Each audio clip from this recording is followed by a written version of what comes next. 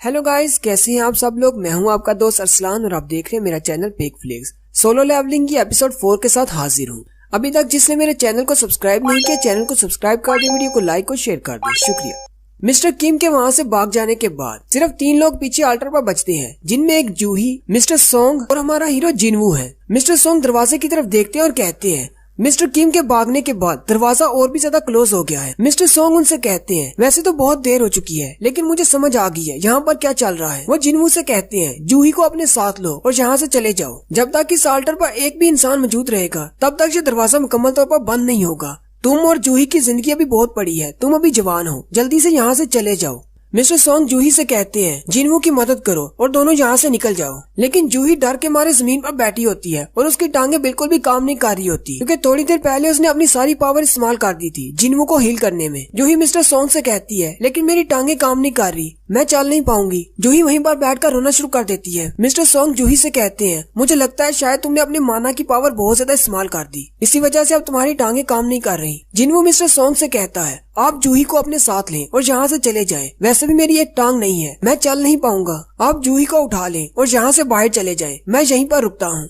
जूही चिल्लाकर जिनवू से कहती है नहीं, तुम्हारे बजाय मैं यहाँ पर रुकती हूँ। जिनवू जूही से कहता है मैंने तुमसे वादा किया था कि यहाँ से बाहर जाकर तुम्हें खाना खिलाऊंगा। साथ ही जिनवू अपना मैजिकल कोर उसे देते हुए कहता है तुम जाकर खाना खा लेना, मैं बाद में आकर तुम्हें ज्वाइन करूंगा। अगर मैं जिंदा वापस आ गया तो मैं तुमसे अपना मैजिकल कोर वापस ले लूंगा और खाना भी खाऊंगा। जूही रोना शुरू कर देती है। मिस्टर सोंग उसकी गर्दन में मारते हैं जिससे वो बेहोश हो जाती है और कहते हैं बच्चों वाली बातों का वक्त नहीं, और साथ ही जूही को अपने कंधे पर उठा लेते हैं। जिनवू मिस्टर सोंग से कहता है जूही का ख्याल रखना मेरे लिए। मिस्टर सोंग से कहते हैं हाँ मैं जरूर रखूंगा। फिर जिनवू वहीं पर उदास होकर बैठ जाता है, जबकि मिस्टर सोंग जूही को उठाकर वहाँ से चले जाते हैं। मिस्टर सोंग जूही को लेकर जैसे ही दरवाजे से बाहर निकलते हैं, जिनवू कहता है चलो शुक्र है बाकी सब तो यहाँ से चले गए, सिर्फ मैं ही हूँ जो यहाँ पर मरने वाला हूँ। अगर मुझे पता होता कि वो इस डंजन के अंदर मैं मरने वाला हूँ तो मुझे इंश्योरेंस करवा लेनी चाहिए थी। अब मेरी माँ और मेरी बहन का क्या होगा। वहीं अल्टर पर एक तलवार गिरी होती है। जिनवू उस तलवार को उठा लेता है और कहता है अब जबकि मैं मरने वाला हूँ तो मेरी कोशिश यही होगी कि मैं मरने से पहले एक मॉन्स्टर को तो अपने साथ लेकर ही जाऊँ। वो सारे स्टैचू मॉन्स्टर्स उसके बहुत ज्यादा करीब पहुँच जाते हैं। जिनवू का ब्लड बहने की वजह से वो बेहोश होने की कगार पर होता है और उसकी आंखें बंद हो रही होती है, जिसकी वजह से वो स्टैचू और भी ज्यादा करीब हो जाते हैं। जिनवू अपनी तलवार उनके सामने करता है और कहता है अटैक करो मुझ पर, मैं तुम में से एक को तो जरूर मारूंगा। लेकिन साथ ही वो स्टैचू अपने भाले से उस पर अटैक करता है और जिनवू के बाजू में अपना भाला दंसाते हुए उसे ऊपर उठा लेता है और उसे अल्टर के पत्थर पर फेंक देता है। जिनवू बेचारा खून में लिपटा अल्टर के पत्थर पर लेटा होता है और यही कह रहा होता है मैं मरना नहीं चाहता, काश मेरे पास एक मौका होता, काश मुझे एक और चांस मिल जाए। मेरे पास भी मेरी फैमिली है, मुझे भी उनकी केयर करनी है, मैं भी यहाँ पर मरना नहीं चाहता। हालांकि ये फैसला मेरा था कि मैं यहाँ पर रुकता हूँ, लेकिन मैं मरना नहीं चाहता। वो बड़ा सा स्टैचू फिर से उस पर अटैक करने वाला होता है। जिनवू कहता है काश मेरे पास एक और चांस होता, मुझे बस एक और चांस मिल जाए, मैं यहाँ पर नहीं मरना चाहता। जैसे ही वो बड़ा स्टैचू उस पर अटैक करने वाला होता है, वो सारी की सारी ब्लू फ्लेम्स बुझ जाती हैं और उन ब्लू फ्लेम्स के बुझने के साथ ही वो सारे स्टैचूज वहीं पर रुक जाते हैं और एक अलार्म बजने के साथ ही जिनवू के सामने एक विंडो ओपन होती है। तुमने इस सीक्रेट मिशन की सारी रिक्वायरमेंट्स को पूरा कर लिया है। जिनवू कहता है आखिर ये सीक्रेट मिशन क्या है और मैंने कौन सी रिक्वायरमेंट्स को पूरा कर लिया है। और साथ ही फिर से आवाज आना शुरू होती है जो कि उस विंडो पर लिखा होता है, वही उसको आवाज आ रही होती है। जिनवू कहता है अब इसका क्या मतलब है। वहीं पर एक और विंडो ओपन होती है जिस पर लिखा होता है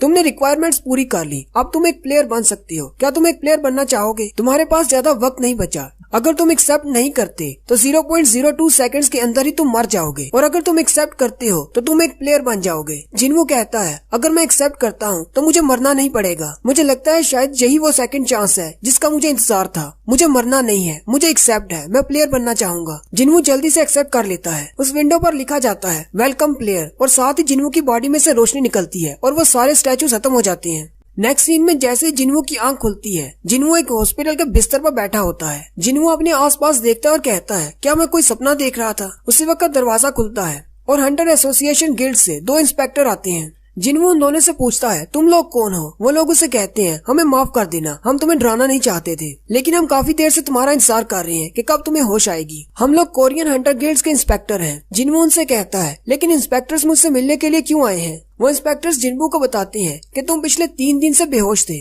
जिनवू उनसे पूछता है जूही और मिस्टर सोंग का क्या हुआ, क्या वो दोनों ठीक हैं? वो इंस्पेक्टर्स उसे कहते हैं हाँ वो बिल्कुल ठीक हैं, लेकिन मिस्टर सोंग का क्योंकि बाजू कट गया था, इसकी वजह से अब वो मुझे नहीं लगता कि वो हंटर का काम कर पाएंगे, शायद वो रिटायर हो जाएं। और जूही अभी भी हॉस्पिटल में है क्योंकि उसने बहुत ज्यादा माना इस्तेमाल कर लिया था और वो ट्रॉमा से बाहर नहीं निकली। मुझे नहीं लगता कि वो दोनों दोबारा हंटर्स एसोसिएशन को ज्वाइन करना चाहेंगे। साथ ही वो इंस्पेक्टर मिस्टर किम के बारे में बताने लगते हैं। जिनवू उनसे कहता है नहीं, उनके बारे में रहने दो, मुझे उनके बारे में नहीं जानना। इंस्पेक्टर जिनवू से कहता है उस डंजन में जो कि डबल लेयर डंजन थी, वहाँ पर से जितने भी लोग जिंदा बाहर निकले उनकी टोटल तादाद 6 है। हालांकि हम सब लोग जानते हैं कि डंजन्स के अंदर मॉन्स्टर्स से बहुत ज्यादा खतरा होता है और बहुत सारे हंटर्स मरते भी हैं, लेकिन इस तरह इकट्ठे बहुत सारे हंटर्स का एक साथ मरना बहुत ही अनोखी बात है। जब हमारे इंस्पेक्टर्स और व्हाइट टाइगर गिल्ड के लोग वहाँ पर पहुँचे तब तुम अल्टर के पत्थर पर अकेले लेटे हुए थे। तुम्हारे अलावा वहाँ पर कोई भी नहीं था, कोई स्टैचू भी नहीं। वो कमरा तुम्हारे अलावा बिल्कुल खाली था, वहाँ पर कोई भी नहीं था। जिनवू उनसे कहता है लेकिन ऐसा कैसे हो सकता है? इंस्पेक्टर्स उसे कहते हैं हाँ, हमें भी यकीन नहीं हो रहा क्योंकि बाकियों के बयान के मुताबिक वहाँ पर स्टैचूज थे और उतनी सारी लाशें भी थी। सारे बचने वालों ने जो बयान दिया था वो सबका एक जैसा था, इसलिए हमें इस बात पर यकीन करना पड़ेगा। और तुम्हारे बारे में हमारा ये ख्याल है कि तुम्हें डबल अवेकनिंग मिली है। जिनवू उनसे कहता है डबल अवेकनिंग का क्या मतलब है? इंस्पेक्टर जिनवू से कहते हैं जब एक हंटर को उसके स्टैट्स मिलते हैं, जब वो एक हंटर बनता है, साथ ही उसका पावर लेवल बढ़ जाता है। लेकिन बाज़ दफा हमने ऐसा भी देखा है कि एक हंटर की दोबारा अवेकनिंग होती है जिससे उसकी पावर पहले से बहुत ज्यादा बढ़ जाती है। हमारे पास ऐसे बहुत सारे केसेस की मिसालें हैं, जैसे सी रैंक के हंटर्स डायरेक्टली ए रैंक पे चले गए या फिर ए रैंक वाले डबल अवेकनिंग के बाद डायरेक्टली एस रैंक पे चले गए। साथ ही वो इंस्पेक्टर अपने पास मैजिक पावर डिटेक्टर लेकर आए होते हैं जिस पर एक माना क्रिस्टल लगा होता है। वो जिनवू से कहते हैं तुम्हें बस इसके ऊपर अपना हाथ रखना है और हमें पता चल जाएगा तुम्हारे अंदर कितनी पावर है। अगर वहाँ पर वाकई में इतने ज्यादा खतरनाक मॉन्स्टर्स थे तो तुम्हारे जैसे नॉर्मल पावर वाले हंटर्स उनको हैंडल नहीं कर सकते थे। उनको हैंडल करने के लिए या तो ए रैंक के हंटर्स की जरूरत थी या फिर एस रैंक के हंटर्स की। इसलिए हम तुम्हारी पावर लेवल को जांचना चाहते हैं। हमें लगता है कि तुम्हारी डबल अवेकनिंग हुई है, तुम पहले से बहुत ज्यादा पावरफुल हो गए हो, जिसकी वजह से तुमने उन सारे स्टैचू मॉन्स्टर्स को मार दिया। जिनवू उस क्रिस्टल पे ऊपर हाथ रखता है। वो इंस्पेक्टर अपने हाथ में उस मीटर को पकड़ लेता है और कहता है देखते हैं इसके पास कितनी पावर है। लेकिन वो रीडिंग देखकर बहुत ज्यादा हैरान हो जाता है और कहता है तुम तो वाकई में एक कचरा हो। हालांकि ई रैंक के हंटर्स के अंदर भी नॉर्मल पावर लेवल 70 होता है और तुम्हारा पावर लेवल तो सिर्फ 10 है। जिनवू इंस्पेक्टर से कहता है क्या हुआ, मुझे भी तो बताएं कितनी पावर है मुझ में। इंस्पेक्टर उसे कहते हैं हमें माफ कर दो, हमें शायद गलतफहमी हो गई थी, हमें लगा शायद तुम्हें कोई डबल अवेकनिंग हुई है। साथ ही वो उसे कुछ बताए बिना वहाँ से बाहर चले जाते हैं। उन दोनों के वहाँ से जाने के बाद जिनवू कहता है इन लोगों को तो पता था कि मैं वीकेस्ट हूँ, फिर आखिर ये लोग मेरा टेस्ट करने के लिए आए ही क्यों? वहीं पर बैठे बैठे जिनवू के सामने एक और विंडो ओपन होती है जिसमें एक मैसेज के बारे में बताया जा रहा होता है कि आपके पास एक अनरीड मैसेज है। जिनवू कहता है क्या उन इंस्पेक्टर्स को ये विंडो नजर नहीं आई? क्या ये सिर्फ मुझे ही नजर आ रही है? उसी वक्त वो कंबल में से अपना पाँव निकालता है और कहता है मेरा तो पाँव भी वापस जुड़ चुका है और मेरी बॉडी पर कोई जख्म भी नहीं है। अब तो मुझे खुद पर भी यकीन नहीं रहा, पता नहीं शायद वो एक सपना था या फिर रियलिटी। क्या मुझे उन इंस्पेक्टर्स को इस विंडो के बारे में बताना चाहिए या फिर अपने बॉडी पार्ट्स के वापस आने के बारे में? साथ ही जिनवू उस विंडो पर टच करता है लेकिन कुछ भी नहीं होता। जिनवू कहता है मुझे तो लगा था शायद ये टच स्क्रीन है। उसी वक्त उसकी बहन भी अंदर आ जाती है और उसे कहती है भाई ये तुम क्या कर रहे हो, कहीं तुम्हारे सर पर कोई चोट तो नहीं लगी? असल में उसकी बहन को भी वो विंडो नजर नहीं आ रही होती। उसकी बहन चिल्लाती है उसके पास आ जाती है और उसे कहती है मैंने तुमसे कहा था कि दोबारा डंजन्स में मत जाना, मैंने तुमसे कहा था कि जख्मी होकर मत आया करो, मैं बहुत ज्यादा परेशान हो जाती हूँ। बाकी सारे हंटर जख्मी होकर क्यों नहीं आते, सिर्फ तुम ही अकेले ऐसे क्यों हो जो जख्मी होकर बाहर आते हो? अगर तुमने इस तरह जख्मी होकर बाहर आना बंद नहीं किया तो मैं अपनी स्टडी छोड़ दूंगी और मैं भी काम करना शुरू कर दूंगी। तुम्हें हमेशा मेरी स्टडी के लिए काम करना पड़ता है। वो मैसेज वाली विंडो अभी भी उसके सामने होती है। जिनवू अपनी बहन से कहता है क्या तुम्हें ये चीज नजर आ रही है? जिना उसे कहती है मुझे कुछ भी नजर नहीं आ रहा। जिनवू उसे कहता है अगर तुम्हारे पास गेम में कोई मैसेज हो जो तुम्हें पढ़ना हो तो तुम कैसे पढ़ोगी? जिना उसे कहती है मुझे लगता है शायद तुम्हारे सर में कोई चोट लगी है और तुम पागल हो गए हो। अगर तुम्हारे पास कोई मैसेज है तुम अपने मेल बॉक्स को ओपन करो और उसको पढ़ लो। जिनवू कहता है ओपन द मेल बॉक्स और उसका मैसेज ओपन हो जाता है। उसके मैसेज में लिखा होता है कि उसने डेली क्वेस्ट को पूरा करना है जो कि अपनी पावर को इंक्रीज करना है। जिनवू कहता है अब इसका क्या मतलब हो सकता है? जिना उसे कहती है अच्छा ठीक है मैं यहाँ से जा रही हूँ। बाहर उसकी दोस्त खड़ी होती है, वो उसे कहती है चलो यहाँ से चलें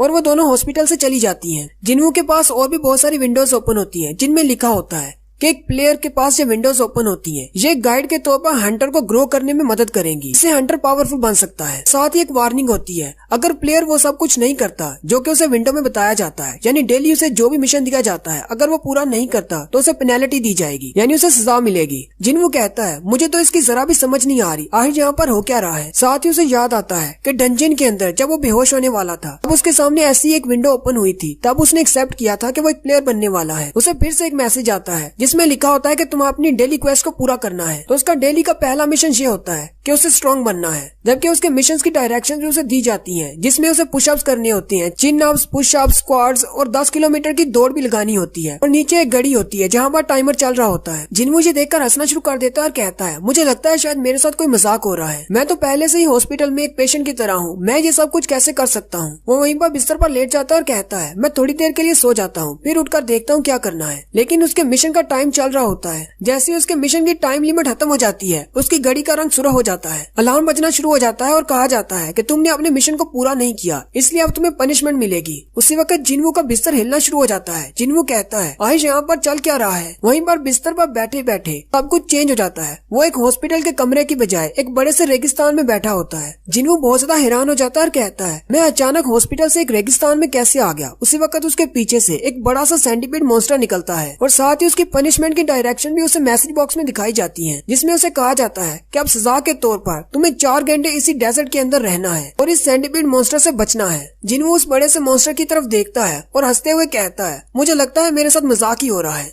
और यहीं पर हमारी एपिसोड 4 का एंड होता है। एक्सप्लेनेशन अच्छी लगी हो तो कमेंट करके जरूर बताएं। चैनल को सब्सक्राइब कर दें, वीडियो को लाइक और शेयर कर दें। शुक्रिया।